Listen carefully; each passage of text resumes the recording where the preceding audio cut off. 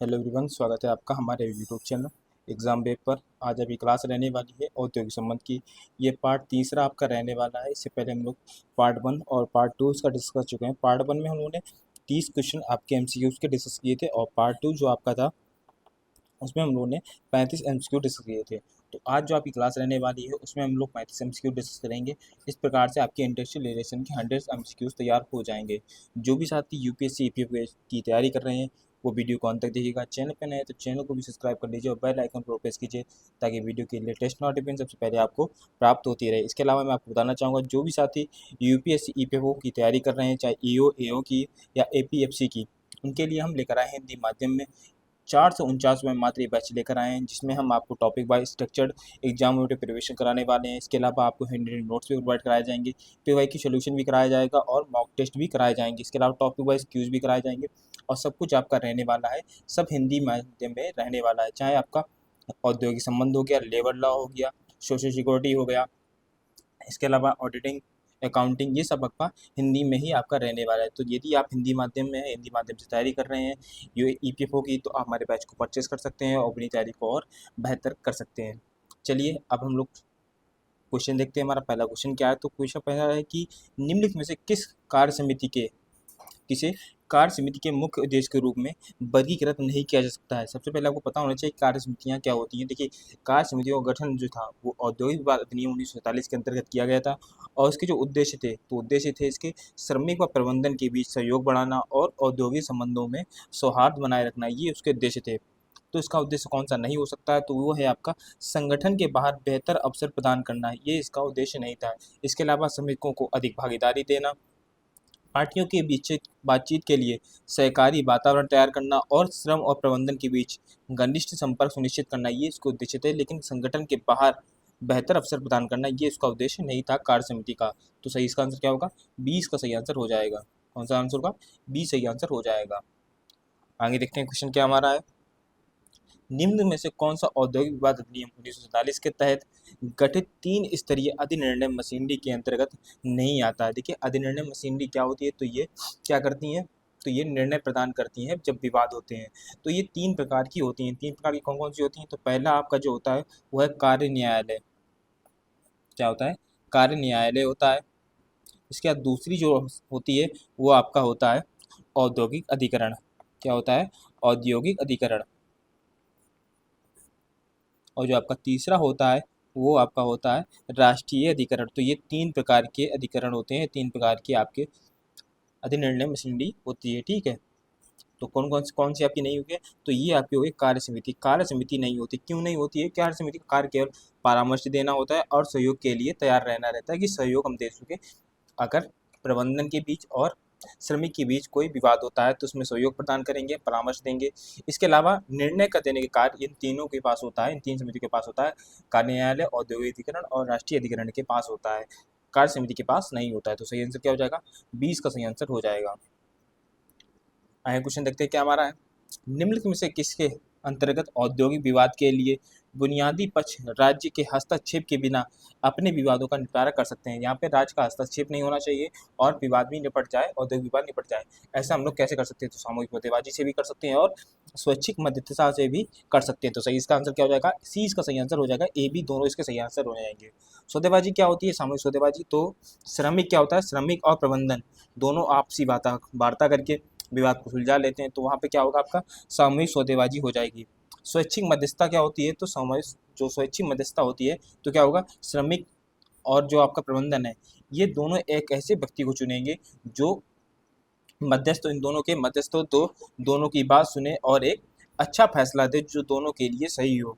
तो तीसरा व्यक्ति क्या करेगा? तीसरा व्यक्ति हल निकालेगा, तीसरा व्यक्ति क्या है? विवाद को निपटाएगा। तो ये स्वैच्छिक मध्यस्थता हो जाती है। तो सही आंसर क्या हो जाएगा इसका? इस प्रकार से सी इसका सही आंसर हो जाएगा। आगे क्वेश्चन देखते हैं क्या हमारा है। निम्नलिखित में से किस विधि के से कार्यकर्ता की भागीदारी प्रबंधन में हो सकती है? कार्यकर्ता की जो भागीदारी है प्रबंधन में कैसे हो सकती है? तो कर्मचारी या कार्य परिषद से हो सकती है, बिल्कुल हो सकती है। बोर्ड स्तर की भागीदारी से भी हो सकती है, संयुक्त परिषद और समितियों से भी हो सकती है। तो सही आंसर क्या होगा? सही इसका आंसर होगा उपयुक्त सभी। डी इसका सही आंसर हो जाएगा, डी। आगे क्वेश्चन देखते हैं क्या है। जोसेफ के अनुसार प्रबंधन में कर्मकारों की भागीदारी का मुख्य उद्देश्य है। कर्मकारों की जो भागीदारी होती है उसका मुख्य उद्देश्य क्या होता है? तो समाज में श्रमिकों की स्थिति को सुधारना बिल्कुल होता है, उद्यम की क्षमता बढ़ाना और सौहार्दपूर्ण संबंध स्थापित करना बिल्कुल यही होता है। इसके अलावा श्रमिक के बीच एकजुटता बढ़ाना और उनका शोषण रोकना भी इसके अंतर्गत आता है। तो सही आंसर क्या होगा इसका? डी इसका सही आंसर हो जाएगा, उपयुक्त सभी इसका सही आंसर हो जाएगा। आगे क्वेश्चन देखते हैं, निम्नलिखित में से कौन प्रबंधन में कार्यकर्ता की भागीदारी आवश्यक पूर्व आवश्यकताएं हैं? आंसर बताने से पहले इसका बताना चाहूँगा कि वर्तमान में अभी क्लास चल रही है, इसकी यदि आपको पीडीएफ चाहिए तो आप हमारे टेलीग्राम चैनल को ज्वाइन कर सकते हैं। टेलीग्राम चैनल का लिंक डिस्क्रिप्शन बॉक्स में दिया गया है, टेलीग्राम चैनल को ज्वाइन कर लीजिए, वहाँ आपको इसकी पीडीएफ फ्री में प्राप्त हो जाएगी। चलिए क्वेश्चन देखते हैं कि निम्न में से कौन प्रबंधन में कार्यकर्ता की भागीदारी की आवश्यक पूर्व आवश्यकताएं हैं? ऑप्शन देखते हैं, संचार और सूचना का मुक्त प्रवाह बिल्कुल होता है, ये आवश्यकता होती है। दो पक्षों के बीच पारस्परिक विश्वास होना चाहिए, बिल्कुल होना चाहिए। बाहरी ट्रेड यूनियन से बचाव होना चाहिए, ताकि बाहरी अगर ट्रेड यूनियन आ गई तो वहाँ पे विवाद हो सकता है, इसलिए बाहरी ट्रेड यूनियन से बचाव होना चाहिए। तो सही आंसर क्या होगा? डी इसका सही आंसर हो जाएगा, उपयुक्त तो सभी इसका सही आंसर हो जाएगा। आगे, निम्न में से किसे प्रबंधन में कार्यकर्ता की भागीदारी का अड़चन माना जाता है? अड़चन आपको बताना है कार्यकर्ता की भागीदारी का, ठीक है, अड़चन माना जाता है। तो नियोक्ता का अपने ज्ञान और कौशल से परे नहीं सोचना, बिल्कुल ये होता है कि यदि जो नियोक्ता हमारा है वो अपने ज्ञान और कौशल से ज़्यादा नहीं सोच सकता है तो ये एक अड़चन माना जा सकता है, क्योंकि वह अगर ज़्यादा नहीं सोचेगा तो वह सीमित दायरे में ही बंद कर रह जाएगा, उसका जो है विकास नहीं हो सकता है। उसका विकास नहीं होगा तो फिर श्रमिकों का भी विकास नहीं होगा, कार्यकर्ता का भी विकास नहीं होगा। आगे देखिए, ट्रेड यूनियनों की भूमिका का असंतोषजनक होना है, बिल्कुल ये ऐसा हो सकता है। नियोक्ता श्रमिक प्रतिनिधि के साथ वार्तालाप को तैयार न होना, जो नियोक्ता है वो श्रमिक प्रतिनिधि है, उसके वार्तालाप को तैयार नहीं होगा तो श्रमिक अलग गुस्सा रहेंगे और नियोक्ता अपना अलग रहेगा, तो क्या होगा? कार्य नहीं होगा। तो ये भी एक अड़चन के रूप में हम लोग मान सकते हैं। तो सही आंसर क्या होगा? डी इसका सही आंसर हो जाएगा, उपयुक्त तो सभी इसका सही आंसर हो जाएगा। आगे देखते हैं क्वेश्चन क्या है, निम्नलिखित में से अनुशासन संहिता के मूल उद्देश्य हैं। चलिए मूल उद्देश्य देख लेते हैं। तो पहला देखिए, उद्योग में शांति और व्यवस्था बनाए रखना, ये बिल्कुल अनुशासन संहिता का मूल उद्देश्य होता है। इसके अलावा उद्योग में निरंतर कार्य होना चाहिए, ये बिल्कुल होना चाहिए। प्रबंधन और रोजगार के स्तरों को बढ़ावा देना, ये भी मुख्य उद्देश्य के अंतर्गत आता है। तो सही आंसर क्या होगा? डी इसका सही आंसर हो जाएगा, उपयुक्त सभी। आगे, अनुशासन संहिता निम्नलिखित में से किस सिद्धांत पर आधारित है? तो देखिए, पूर्व सूचना के बिना कोई हड़ताल या तालाबंदी नहीं, बिल्कुल इस पर आधारित है। प्रतिष्ठान के किसी संयंत्र या संपत्ति को कोई जानबूझकर नुकसान नहीं होना चाहिए। विवाद के निपटान हेतु मौजूदा मशीनरी का उपयोग होना चाहिए, बिल्कुल ये सही है। तो सही आंसर क्या होगा? डी इसका सही आंसर हो जाएगा, उपयोग तो सभी।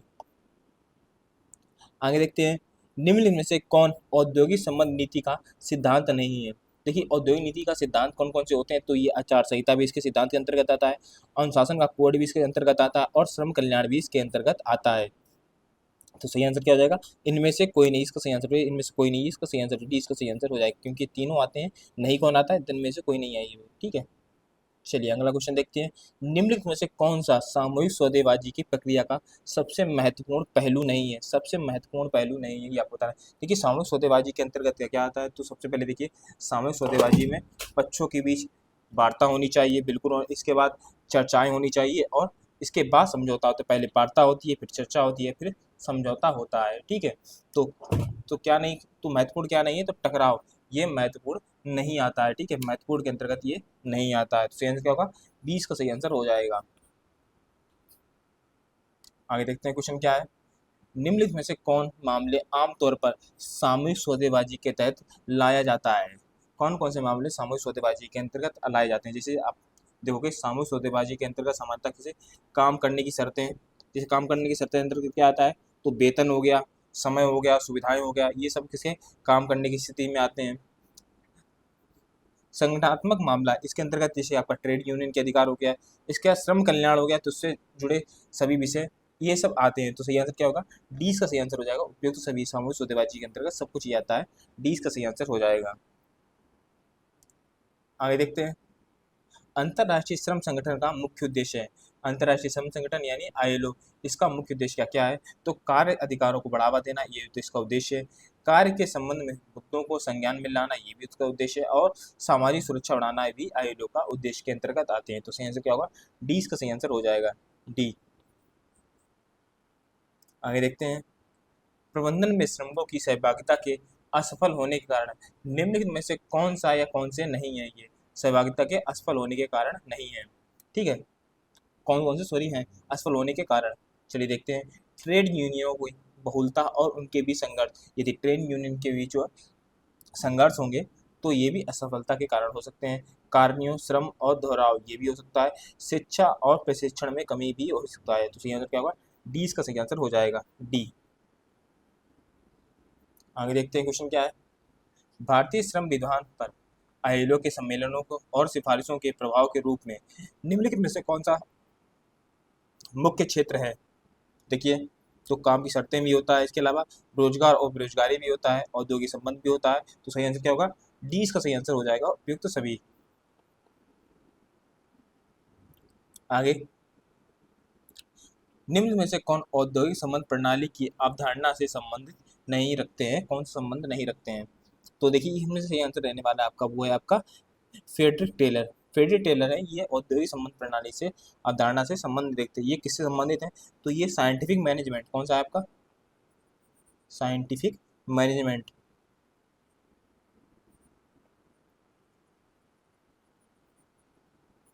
इससे ही संबंधित है। ठीक है, साइंटिफिक मैनेजमेंट से संबंधित है, जिसे आपका प्रोफेसर डनलप हो गया।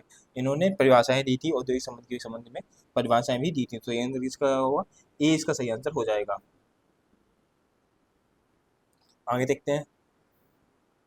औद्योगिक संबंध निम्नलिखित में से किस क्षेत्र को सम्मिलित करते हैं? कौन कौन से क्षेत्र जो है औद्योगिक संबंध के अंतर्गत आते हैं? चलिए देखते हैं। सामूहिक सौदेबाजी बिल्कुल औद्योगिक संबंध के बीच आता है। ये श्रम कानून, ये भी आपका आता है। इसके अलावा औद्योगिक संबंध प्रशिक्षण, ये भी आपका आता है। तो सही आंसर क्या होगा? उपयुक्त सभी, डी इसका सही आंसर हो जाएगा, डी। आए क्वेश्चन। श्रमिकों के बीच सामूहिक संबंधों को निरूपित करने के लिए प्रबंध उपयोग करता है। तो कौन कौन से प्रबंध है ये उपयोग करता है? तो देखिए, औद्योगिक संबंध को उपयोग करता है, या सामाजिक संबंध को, पारिवारिक संबंध को, या व्यक्तिगत संबंध को। तो जब श्रमिकों के बीच सामूहिक संबंधों को निरूपित करने की बात आती है, तो जो प्रबंधन होता है वो औद्योगिक संबंधों को निरूपित करता है। ठीक है, सही आंसर क्या होगा? ए इसका सही आंसर हो जाएगा। आगे देखते हैं क्वेश्चन क्या है। ये आप पे थोड़ा गलत है ये, ठीक है। कार्यकारी अब होगा, कार्यकारी। ठीक है, कार्यकारी और न्यायिक मशीनरी के माध्यम से कानूनों के समझौते और औद्योगिक संबंध को प्रभावित करते हैं। तो कौन कौन से इसमें प्रभावित करते हैं? समाज, उद्योग, सरकार, या इनमें से कोई नहीं? तो कौन प्रभावित करता है? तो सरकार प्रभावित करती है। क्या करती है? सरकार प्रभावित करती है। ये कार्यकारी और न्यायिक न्यायिक मशीनरी के माध्यम से कानून के समझौते और औद्योगिक संबंध को प्रभावित कौन करता है? तो सरकार करती है। सरकार कानून बनाकर, कर्मचारी आदेश जारी करके और न्यायिक संस्थानों के माध्यम से जो आपके हैं औद्योगिक संबंध को प्रभावित करती है। तो सही आंसर क्या होगा? सी इसका सही आंसर होगा, सरकार प्रभावित औद्योगिक संबंधों को सरकार प्रभावित करती है। आगे देखते हैं। एक से अधिक सत्तारूढ़ सिद्धांत के अस्तित्व के में विश्वास है जो हितों के टकराव को जन्म देता है, वह है। तो वह क्या होता है? तो वह आपका होता है बहुलवाद होता है। क्या होता है? एक से अधिक सत्तारूढ़ सिद्धांत में अस्तित्व में विश्वास है जो हितों के टकराव को जन्म देता है, तो वो क्या होता है? बहुलवाद होता है। बहुलवाद क्या होता है? तो बहुलवाद में इसमें माना जाता है, बहुलवाद में, कि उद्योग में अनेक हित समूह, जैसे एम्प्लॉय हो गया, एम्प्लॉयर हो गया, ट्रेड यूनियन होते हैं, तो इनके बीच टकराव निश्चित होता है। ठीक है, ये बहुलवाद का सिद्धांत होता है। वहीं हम लोग बात करेंगे एक वचनवाद की, तो इसमें क्या होता है? तो इस संगठन, इसमें माना जाता है कि जो संगठन को एकीकृत करके परिवार के रूप में समझा जाए। तो सही आंसर क्या होगा इसका? इसका सही आंसर ए होगा, बहुलवाद। आगे देखते हैं क्वेश्चन क्या है। औद्योगिक संबंधों के लक्षण सम्मिलित नहीं है। औद्योगिक संबंधों के लक्षण सम्मिलित नहीं है। चलिए क्वेश्चन ऑप्शन देखते हैं। औद्योगिक संबंध एक औद्योगिक उद्यम के रोजगार के संबंधों का परिणाम है। बिल्कुल नहीं है इस चीज। देखते हैं, ये बिल्कुल होता है। ठीक है, हमको नहीं पूछा गया। ठीक है, नहीं पूछा गया।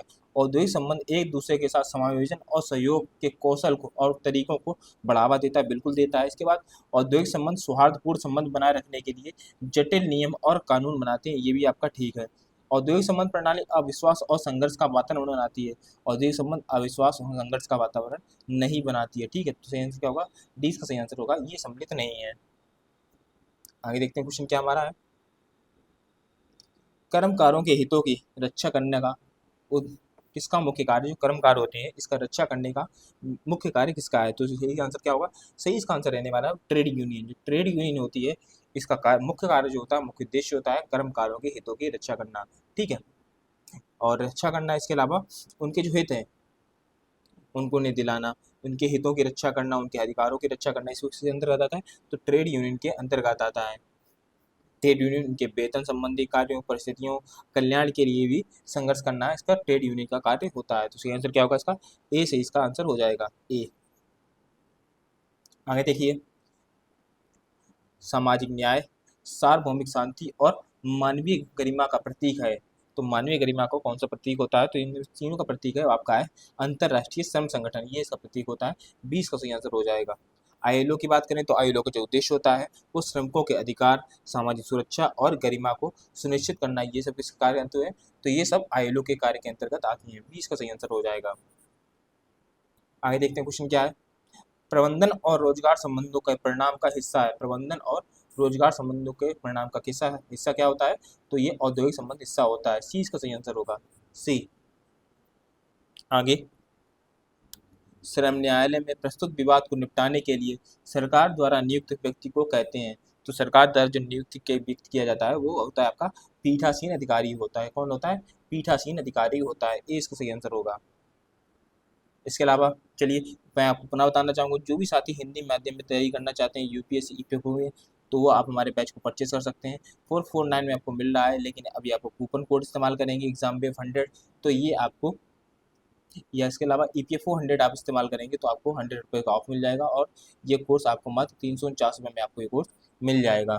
चलिए आगे देखते हैं। इसके अलावा कोई क्वेरी करनी है तो आप ये नंबर हमारे हैं, इस पर संपर्क कर सकते हैं, अपनी क्वेरी को भी क्लियर कर सकते हैं, जो भी पैसे संबंधित आपको जानकारी चाहिए। आगे देखते हैं क्वेश्चन क्या है। ट्रेड यूनियनों और अन्य श्रमिक संगठनों द्वारा अपनी मांगों को स्वीकार करने के लिए निम्नलिखित में से उपयोग किया जाने वाला एक शक्तिशाली यंत्र है। अपनी मांग को स्वीकार करना किसके द्वारा? श्रमिक संगठनों द्वारा और ट्रेड यूनियनों के द्वारा। किसको? तो देखिए, हड़ताल, तालाबंदी, छटनी या घेराव। देखिए घेराव क्या होता है? ये एक वैधानिक होता है। इसके अलावा छटनी कौन करता है? तो ये तो आपका जो कंपनी का मालिक होता है, ठीक है, वो होता है। तालाबंदी भी मालिक करता है, ठीक है, जो कंपनी का मालिक होता है। हड़ताल ही होता है जो क्या होता है? हड़ताल ऐसा अंतर है जो ट्रेड यूनियन और अन्य श्रमिक जो भी संगठन है उनकी मांग को स्वीकार करने में उसका मदद करता है। सही आंसर क्या होगा? हड़ताल इसका सही आंसर हो जाएगा। आगे, वे नियम और कानून जो श्रमिकों को रोजगार की शर्तों को नियंत्रित करते हैं, कौन को क्या कहलाते हैं? वो कहलाते हैं आपके स्थायी आदेश कहलाता है। ये इसका सही आंसर होगा स्थायी आदेश। स्थायी आदेश यानी स्टैंडिंग ऑर्डर। ये क्या होते हैं? तो ये वैसे नियम होते हैं जो नियुक्ति, आचरण, कार्य समय, इसके अलावा अवकाश, अनुशासन और सेवा शर्तों को नियंत्रित करते हैं। कौन करते हैं? स्थायी आदेश सब ये नियंत्रित करते हैं, श्रमिकों की रोजगार की शर्तों को नियंत्रित करते हैं स्थायी आदेश, ठीक है। चलिए सही आंसर क्या होगा इसका? ए इसका सही आंसर होगा। आगे क्वेश्चन देखते हैं। मॉडल शिकायत प्रक्रिया, क्या आपकी मॉडल शिकायत प्रक्रिया भारत में व्यापक रूप से किस सम्मेलन में स्वीकार की गई थी? तो भारत में किस सम्मेलन में स्वीकार की गई थी? तो इसका सही आंसर रहने वाला है वो आपका भारतीय श्रम सम्मेलन 1958 में ये स्वीकार की गई थी। 1958 में जो 16वें भारतीय श्रम में सम्मेलन हुआ था, 16वां कौन सा? आपका 16वां सम्मेलन हुआ था, उसमें ये बात स्वीकार की गई थी। कौन सा? भारतीय श्रम सम्मेलन जो आपका 16वां हुआ था, उसमें भारतीय श्रम सम्मेलन 1958 में ये 16वां सम्मेलन था, इसमें ये बात स्वीकार की गई थी। चलिए अगला क्वेश्चन देखते हैं क्या आपका है। सरकार द्वारा नियुक्त तीसरे पक्ष के हस्तक्षेप के माध्यम से विवादों को अनिवार्य रूप से निर्धारित करने की प्रक्रिया है। तो तीसरा पक्ष जब सरकार द्वारा नियुक्त किया जाता है तो वो क्या होता है? तो वो आपका होता है अधिनिर्णय होता है। क्या होता है आपका? अधिनिर्णय होता है। मतलब आप ऐसे समझें कि सरकार द्वारा नियुक्त जो न्यायिक निकाय होता है उसको हम क्या कहते हैं? अधिनिर्णय कहते हैं। और अधिकरण के माध्यम से ये क्या होता है? जो वो आदेश देता है या जो निर्णय निकालता है वो अनिवार्य रूप से होता है, ठीक है। सी इसका सही आंसर हो जाएगा। आगे देखते हैं क्वेश्चन क्या है। जब सामूहिक सौदेबाजी की प्रक्रिया विफल हो जाती है तो तीसरे पक्ष की भूमिका गतिरोध को खत्म करने के लिए होती है। उस प्रक्रिया को समानता कहा जाता है। तो उस प्रक्रिया को समानता क्या कहा जाता है? तो ये कहा जाता है आपका सुलह या मध्यस्थता कहा जाता है, ठीक है। ए इसका सही आंसर होगा, सुलह या मध्यस्थता कहा जाता है। आगे क्वेश्चन, समितियां जिसमें नियोक्ता और कर्मचारी के प्रतिनिधि शामिल होते हैं, ऐसी समितियां जिसमें नियोक्ता और कर्मचारियों के प्रतिनिधि शामिल होते हैं, कौन सी कहलाती हैं? तो ये कहलाती है आपकी संयुक्त परिषद और समितियां कहलाता है। 20 का सही आंसर हो जाएगा, संयुक्त परिषद और समितियां कहलाता है। आगे क्वेश्चन देखते हैं। एक निकाय जो केंद्र सरकार, ट्रेड यूनियन और नियोक्ता संगठनों का प्रतिनिधित्व करने वाले सदस्यों से मिलकर बना होता है, क्या कहलाता है? देखिए, यहाँ पे केंद्र सरकार हो गया, ट्रेड यूनियन हो गया और नियोक्ता संगठन हो गया, तो ये क्या कहलाएगा? ये त्रिपक्षीय निकाय आपको कहलाएगा। क्या कहलाएगा? त्रिपक्षीय निकाय कहलाएगा। ये इसका सही आंसर हो जाएगा। आगे क्वेश्चन देखते हैं क्या आपका है। भारत में प्रथम अंतर्राष्ट्रीय श्रम संगठन कार्यालय कब प्रारंभ हुआ था? तो ये जो प्रथम भारत में क्या है आपका प्रथम श्रम संगठन, तो ये आपका शुरू हुआ था 1928 में शुरू हुआ था। कहाँ पे? न्यू दिल्ली में शुरू किया गया था ये आपका, न्यू दिल्ली में। और वहीं बात करेंगे श्रम संगठन की, अंतर्राष्ट्रीय श्रम संगठन, इसका स्थापना कब हुई थी? तो ये 1919 में इसकी स्थापना की गई थी। ठीक है, आगे, कंपनी के कर्मचारियों के लिए अपेक्षित नैतिक व्यवहार का मानक है। अपेक्षित नैतिक व्यवहार का मानक क्या है? तो ये आपका होता है आचार संहिता। क्या होता है आपका? आचार संहिता। जो कंपनियों के कर्मचारी होते हैं उनको जो नैतिक व्यवहार होता है वो आचार संहिता के माध्यम से होना चाहिए। 20 का सही आंसर हो जाएगा, बी। आगे क्वेश्चन, निम्न में से कौन सा तत्व औद्योगिक संबंध में सुधार करने के में उपयोगी सिद्ध होते हैं? तो मजबूत और स्थिर यूनियन बिल्कुल होता है, प्रबंधन में श्रमिकों की भागीदारी भी होता है और पारस्परिक विश्वास भी होता है। तो सही आंसर क्या होगा? 20 का सही आंसर हो जाएगा। तो चलिए आज क्लास के अंदर रहते हैं, क्वेश्चन आपके खत्म हो गए हैं। अब जो अगला टॉपिक करेंगे वो हम लोग आपका हुआ लेबर लॉ। लेबर लॉ के हम लोग एमसीक्यूज देखने वाले हैं। तो आज का आपके क्या होगा, आपकी जो है जो आपका आईआर है, ठीक है, इंडस्ट्रियल रिलेशन, ये आपका खत्म हो गया। इसमें हम लोगों ने 100 एमसीक्यूज किए हैं। अब आपका क्या आएगा? अब आपका लेबर लॉ चलेगा। लेबर लॉ भी हम लोग 100 एमसीक्यूज करने वाले हैं। तो चलिए मिलते हैं लेबर लॉ की क्लास में। थैंक यू, जय हिंद, जय